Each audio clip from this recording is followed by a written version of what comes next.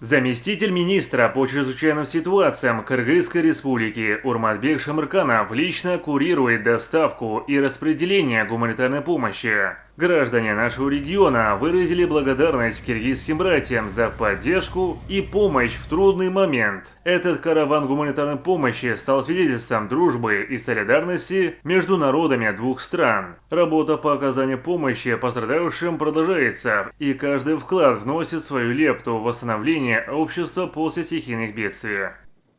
По поручению президента Кыргызской республики Садыр Нуркожоевича Жапарова гуманитарный груз от кыргызского народа пострадавшему населению Казахстана прибыл в Атырау.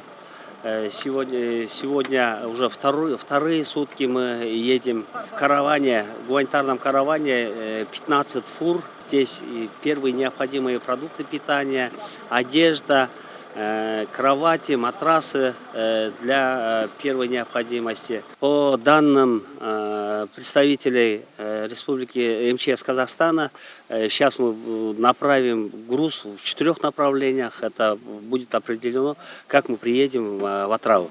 Имеются запасы продовольствия, медикаменты и другие запасы. Мы за 2 дня мы сформировали этот груз.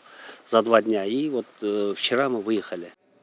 Этот караван «Жардем», что в переводе означает «помощь», стал символом взаимопонимания, дружбы и поддержки в тяжелые времена. Он напомнил о том, что в мире существует место для взаимопомощи и солидарности, а сила этой поддержки может преодолеть даже самые серьезные испытания природы. Водителям и пассажирам автоколонны была оказана необходимая помощь. Далее автоколонна продолжила путь в сторону Акчебинской области. Олжас Дауд, Руслан Жуспеков, Нурмжан Турашев, Кызылординское общественное телевидение.